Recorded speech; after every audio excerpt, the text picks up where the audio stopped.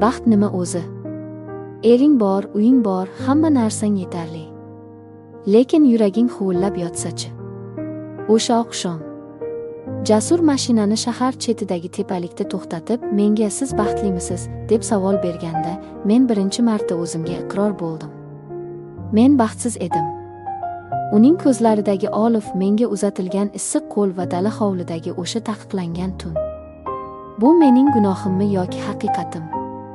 Bugun sizga qalbimning eng yashirin sirlarini ochaman. Odatdagi yoz oqshomlaridan biri edi. Hovlimizda katta so'rida butun oilamiz bilan o'tirardik. Qaynonam odatdagidek o'zining cheksiz, tugamaydigan hikoyalarini aytib berardi. Qaynopam telefoni bilan band, dunyodan uzilgan. Erim Sardor aka esa shu yerda yonimda o'tirardi. Jismonan shu yerda, lekin ruhan u allaqachon o'zining ishxonasida muammolari ichida g'arq bo'lgan edi. Uning nigohi goh telefonga, goh yerga qadalardi. Menga biror marta qaramasdi. Charchamadingmi? Kuning qanday o'tdi? degan oddiy savol uning xayoliga ham kelmasdi. Men o'zimni uning yonida ko'rinmas odamdek his qilardim. Uning borligi ham, yo'qligi ham bilinmasdi. Lekin bizdan sal narida so'rining chekkasida qaynim Jasur o'tirardi. Uning diqqati telefonda emas, bizda, aniqrog'i menda edi. Men uning nigohini o'zimda his qilib turardim. Bu shunchaki qarindoshlik, kelinoyiga bo'lgan hurmat nigohi emasdi. Unda qandaydir iliqlik, tushunish va yana nimadir bor edi. Bu nimadirni anglashga, unga nom berishga qo'rqardim. Biz kamdan-kam gaplashardik. Lekin har safar suhbatlashganimizda men uning dunyosiga sho'ng'ib ketardim. Uning fikrlari, orzulari, hayotga qarashlari menga shunchalar yaqin ediki. Erim Sardor esa o'zining qobig'iga o'ralib olgan edi. To'satdan qaynonamning baland ovozi xayollarimni buzib yubordi. Voy, esim qursin. Ertaga Oysara xolangnikiga borish kerak edi. Dorilarni olib borib berish kerak. Sardorjon, bolam, ertaga vaqting bo'ladimi? Sardor telefondan boshini ko'tarmay, sovuqqonlik bilan javob berdi. Oyijon, ertaga ishim juda ko'p. Umuman vaqtim bo'lmaydi. Boshqa kuni borarsiz.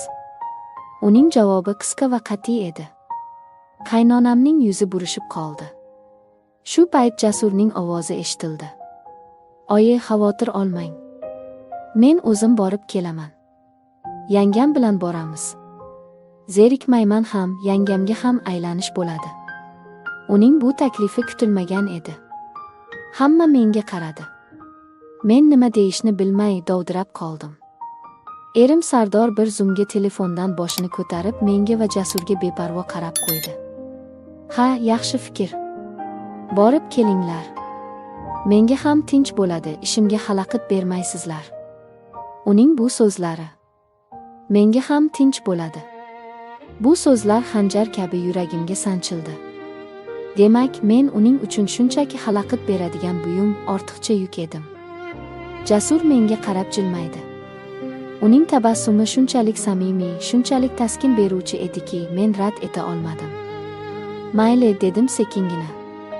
Ertasi kuni tushdan keyin biz yo'lga tushdik. Shahar tashqarisidagi kichik bir qishloqqa borishimiz kerak edi. Yo'l uzoq emasdi, lekin menga bu safar butun bir umrdek tuyuldi. Mashinada sokin musiqa yangrardi. Dastlab ikkimiz ham jim ketdik. Faqat g'ildiraklarning asfaltga ishqalanish ovozi eshitilardi. Keyin Jasur suhbatni boshladi. Yangam, charchadingizmi? Kecha mehmondorchilikdan keyin uxlolmagandirsiz.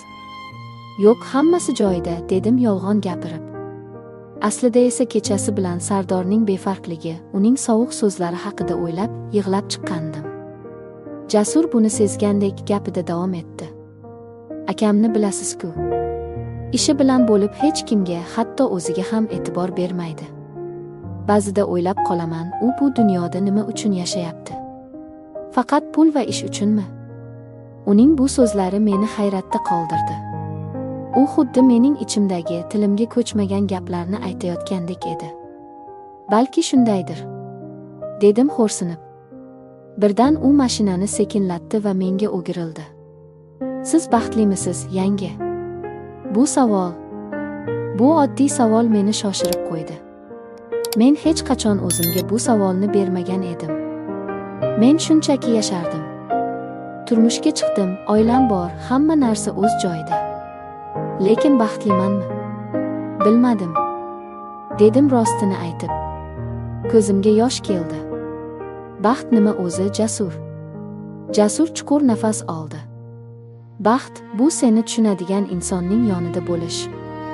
Seni so'zsiz anglaydigan, sening ko'zlaringga qarab dardingni biladigan inson bilan yashash. Baxt bu o'zingni yolg'iz his qilmaslik. Uning har bir so'zi yuragimning tub-tubiga yetib borardi. Men unga qaradim. Uning ko'zlarida ham dard va shu bilan birga qandaydir bir umid uchqunlarini ko'rdim. U ham o'z oilasi davrasida yolg'iz edi. Biz ikki yolg'iz ruh edik. Biz xolamnikiga yetib keldik. Dorilarni berib bir piyola choy ichib tezda qaytishga hozirlandik. Orqaga qaytayotganimizda quyosh botayotgan edi. Osmon to'q qizil va binafsha rangga kirgandi. Bu manzaradan ko'z uzolmay qoldim. Juda chiroyli, dedi Jasur. Ha, dedim pichirlab. To'satdan u mashinani yo'l chetiga, baland bir tepalikka burdi va to'xtatdi. Pastda butun shahar kaftdek ko'rinib turardi. Shahar chiroqlari endigina yona boshlagan, xuddi yerga to'kilgan yulduzlar kabi charaqlardi. Bu yerga ba'zan kelib turaman, dedi Jasur. Yuragim siqilganda, yolg'iz qolgim kelganda shu yerga kelib shaharga qarab o'tiraman. Odamlar chumolidek g'imirlaydi. Har kimning o'z tashvishi bor. Lekin shu millionlab odamlar ichida seni tushunadigan bir dona inson topilmasa, bu juda qiyin. Biz mashinadan tushdik. Salqin shabada esardi. Men yengil ko'ylagimda biroz sovqotdim va junjikdim. Jasur buni darhol sezdi. U o'zining yengil kurtkasini yechib, ehtiyotkorlik bilan yelkamga tashladi. Uning bu harakati shunchalik tabiiy va mehribon ediki, men qarshilik qilmadim. Kurtkasidan uning atirining hidi, o'tkir, ammo yoqimli erkak hidi kelardi. Bu hid meni mast qildi. Biz uzoq vaqt jim turdik. So'zlarga hojat yo'q edi. Biz bir-birimizni so'zsiz tushunardik. Uning yonida men o'zimni himoyalangandek, qadrlangandek his qildim. Erim Sardor hech qachon menga bunday e'tibor bermagan edi. Yanga, siz juda yaxshi insonsiz, dedi Jasur to'satdan menga burilib. Siz bundan yaxshisiga loyiqsiz. Siz baxtli bo'lishga haqlisiz. Men unga qaradim. Uning nigohi jiddiy va o'tli edi.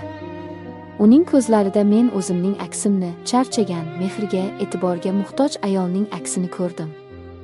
Kech bo'ldi, ketishimiz kerak, dedim ovozim titrab. Qo'rqardim. O'zimdan, hislarimdan qo'rqardim. Yo'q, dedi u qat'iy. Hozir uyga borsangiz, yana o'sha muhitga tushasiz. Yana o'zingizni yolg'iz his qilasiz. Men bunga yo'l qo'ymayman. Nima qilamiz unda, so'radim hayron bo'lib. Bir do'stimning shahar tashqarisida kichik bir dala hovlisi bor. Hozir u yerda hech kim yo'q. Kaliti menda. O'sha yerga boramiz. Dam olasiz, suhbatlashamiz. Ertalab uyga qaytamiz. Hech kim hech narsani bilmaydi. Uning taklifi meni shokka tushirdi. Bu noto'g'ri edi. Bu xiyonatga qadam edi. Lekin shu bilan birga men uyga qaytishni istamasdim. Yana erimning befarq nigohini, sovuq devorlarni ko'rishni xohlamasdim. Men bir kecha bo'lsa ham o'zimni erkin, kerakli his qilishni istardim. Mayli, dedim o'zim ham kutmagan holda. Bu so'z mening taqdirimni o'zgartirib yubordi. Biz dala hovliga yetib keldik. Kichkina, ammo shinam uy edi. Jasur chiroqlarni yoqdi. Atrofda sukunat hukmron. U menga choy damlab berdi. Biz oshxonada kichik stol atrofida o'tirib choy ichdik. Bu yer sizga yoqdimi, so'radi u. Ha, juda tinch ekan. Menga hozir tinchlik kerak. U o'rnidan turib yotoqxonaga kirib ketdi va bir ozdan so'ng qaytib chiqdi. Siz shu yerda dam oling. Men mehmonxonadagi divanda yotaman. Xotirjam bo'ling, men sizga noqulaylik tug'dirmayman, dedi u. Uning bu gapi meni yanada o'ziga tortdi. U mening sha'nimni, or-nomusimni o'ylardi. Men yotoqxonaga kirdim. Toza choyshab hidi dimog'imga urildi.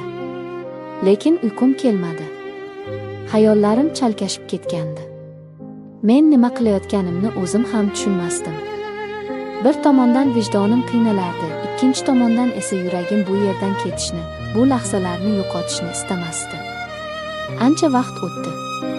Uyqu kelmadi. Sekin o'rnimdan turib mehmonxonaga chiqdim. Jasur divanda yotardi. U ham uxlamagan ekan. Meni ko'rib o'rnidan turib ketdi. Nega uxlamadingiz? Yangi biror narsa bo'ldimi? Yo'q. Shunchaki uyqu kelmadi. Biz yana birga o'tirdik. Bu safar divanda bir-birimizga juda yaqin. Men uning nafasining issig'ini his qilib turardim. Yuragim dukillab urardi. Jasur, dedim pichirlab. Bu birinchi marta uni siz ismi bilan chaqirishim edi. U menga qaradi. Ko'zlarida hayrat va umid bor edi. Labbay, dedi u ham pichirlab. Men nima deyishni bilmasdim. Shunchaki unga qaradim. Nigohlarimiz to'qnashdi. U sekin qo'lini cho'zib yuzimni siladi. Uning kaftlari olovdek issiq edi. Bu teginishdan butun vujudim titrab ketdi. Qo'rqmang, dedi u. Men sizni xafa qilmayman. Men sizni tushunaman. U sekin menga yaqinlashdi. Men ko'zlarimni yumdim. U ehtiyotkorlik bilan lablarimdan o'pdi. Bu o'pichda vahshiy ehtirosdan ko'ra ko'proq mehr, iliqlik, sog'inch va tushunish bor edi. Bu ikki yolg'iz qalbning birlashuvi edi. O'sha kecha biz birga bo'ldik. Bu shunchaki jismoniy yaqinlik emasdi. Bu bizning isyonimiz, bizning haqiqatimiz edi. Biz butun dunyodan, muammolardan, bizni tushunmaydigan odamlardan bir kechaga bo'lsa ham yashiringan edik. Tong otganda derazadan tushayotgan quyosh nurlari bizni uyg'otdi. Men Jasurning bag'rida yotardim. O'zimni hech qachon bunchalik xotirjam va baxtli his qilmagan edim. U ham uyg'oq edi. Menga qarab jilmayib yotardi. Xayrli tong, go'zalim, dedi u. Bu so'zlar erimdan yillar davomida eshitmagan so'zlarim. Bu kecha mening hayotimni butunlay o'zgartirib yubordi. Men endi oldingi sotda indamas kelin emasdim. Nima bo'lishini, kelajakda bizni nima kutayotganini bilmasdim. Lekin bir narsani aniq bilardim, o'sha kecha men o'zimni topdim. O'zining baxti uchun, o'zining hislari uchun kurashishga tayyor bo'lgan ayolni topdim. Bu tun mening tunim edi.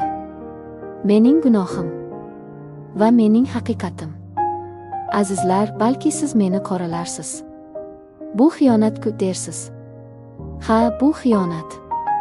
Lekin qalb xiyonati tan xiyonatidan og'irroq emasmi? Erim meni yillar davomida ruhan yolg'izlatib qo'ygani xiyonat emasmidi? Men hukm qilishni sizga qoldiraman. Lekin unutmang, har bir ayol baxtli bo'lishga haqli. Hatto bu baxt taqiqlangan yo'llarda bo'lsa ham.